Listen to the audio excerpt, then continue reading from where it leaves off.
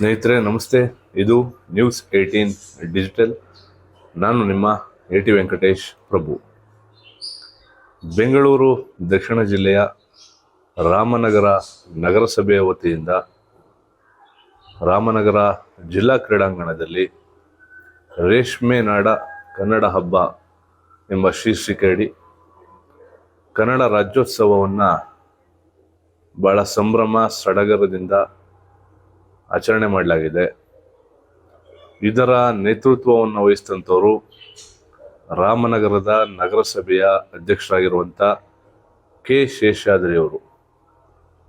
ಅಂದರೆ ಒಂದು ತಾಲೂಕು ಆಡಳಿತ, ಒಂದು ಜಿಲ್ಲಾಡಳಿತ ಮಾಡಬೇಕಾದಂತಹ ಕೆಲಸವನ್ನು ಇವತ್ತು ನಗರಸಭೆಯ ಅಧ್ಯಕ್ಷರಾಗಿ ಕೆ ಶೇಷಾದ್ರಿಯವರು ಮಾಡಿದ್ದಾರೆ.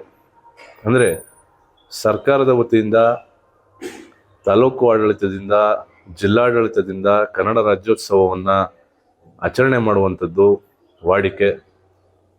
ಆದರೆ ಇದೇ ಮೊದಲ ಬಾರಿಗೆ ಬೆಂಗಳೂರು ದಕ್ಷಿಣ ಜಿಲ್ಲೆಯಲ್ಲಿ ಒಂದು ನಗರಸಭೆಯ ವತಿಯಿಂದ ಈ ಮಟ್ಟದ ಬೃಹತ್ ಕಾರ್ಯಕ್ರಮವನ್ನು ಯಾರಾದರೂ ಆಯೋಜನೆ ಮಾಡಿದ್ದಾರೆ ಅಂದರೆ ಅದರ ಸಂಪೂರ್ಣ ಕ್ರೆಡಿಟ್ ಕೆ ಶೇಷಾದ್ರಿ ಅವರಿಗೆ ಹೋಗ್ತದೆ.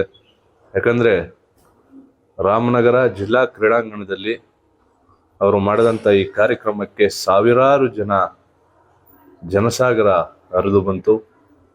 ಒಂದೊಳ್ಳೆ ರಸಸಂಜೆ ಕಾರ್ಯಕ್ರಮವನ್ನು ಖ್ಯಾತ ಕನ್ನಡ ಚಲನಚಿತ್ರರಂಗದ ಸಂಗೀತ ನಿರ್ದೇಶಕರು, ಹಾಡುಗಾರರು, ನೃತ್ಯಗಾರರು ಸೇರಿದಂತೆ ಕಲಾವಿದರ ತಂಡ ಇವತ್ತು ರಾಮನಗರ ಜಿಲ್ಲಾ ಕ್ರೀಡಾಂಗಣದಲ್ಲಿ ನಡೆದಂಥ ಈ ಒಂದು ಕಾರ್ಯಕ್ರಮದಲ್ಲಿ ಭಾಗವಹಿಸಿ ರಾಮನಗರ ಜಿಲ್ಲೆಗೆ ಒಂದು ಹೊಸ ಮೆರುಗನ್ನು ತಂದರು.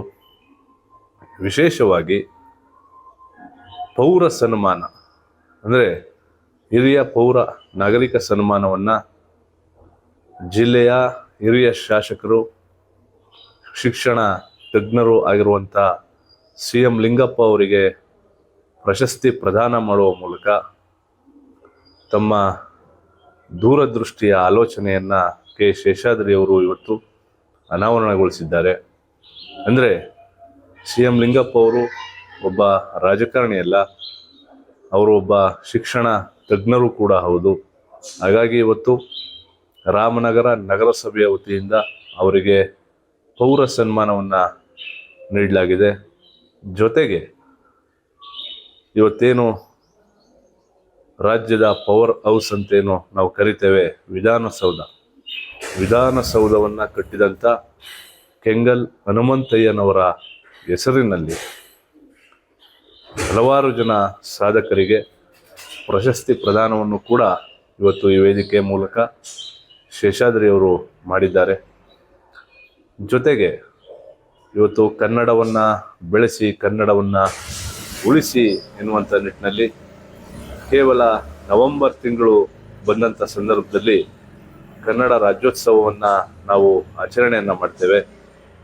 ಆದರೆ ನಾವು ವರ್ಷ ಪೂರ್ತಿ ಕನ್ನಡ ರಾಜ್ಯೋತ್ಸವವನ್ನು ಆಚರಣೆ ಮಾಡಬಹುದು ಅಂತ ಹೇಳಿ ಇವತ್ತು ಶೇಷಾದ್ರಿಯವರು ಡಿಸೆಂಬರ್ ತಿಂಗಳಲ್ಲಿ ಕನ್ನಡ ಹಬ್ಬವನ್ನು ಆಚರಣೆ ಮಾಡುವ ಮೂಲಕ ಆ ಒಂದು ಪರಂಪರೆಗೆ ಸೆಡ್ಡನ್ನು ಹೊಡೆದಿದ್ದಾರೆ.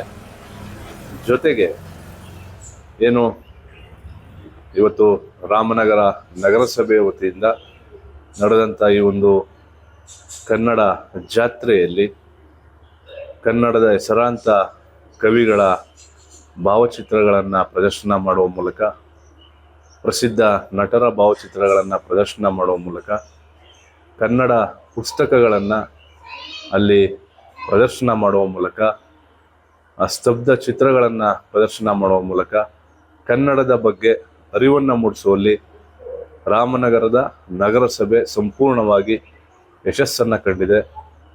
ಇಂತಹ ಕಾರ್ಯಕ್ರಮಗಳು ಇನ್ನೂ ಹೆಚ್ಚಿನದಾಗಿ ನಡೀಬೇಕು ಅಂತೇಳಿ ಸಾರ್ವಜನಿಕರು ಕೂಡ ಮೆಚ್ಚುಗೆಯ ಮಾತುಗಳನ್ನು ಆಡಿದ್ದಾರೆ. ನಿರ್ಭೀತ, ನಿಷ್ಪಕ್ಷಪಾತ, ವಿಶ್ವಾಸಾರ್ಹ ಸುದ್ದಿಗಳಿಗೆ ಮತ್ತೊಂದು ಹೆಸರಾಗಿರುವಂತ ನ್ಯೂಸ್ 18 ಕನ್ನಡ ಈಗ ಆಪ್ನಲ್ಲೂ ಲಭ್ಯವಿದೆ.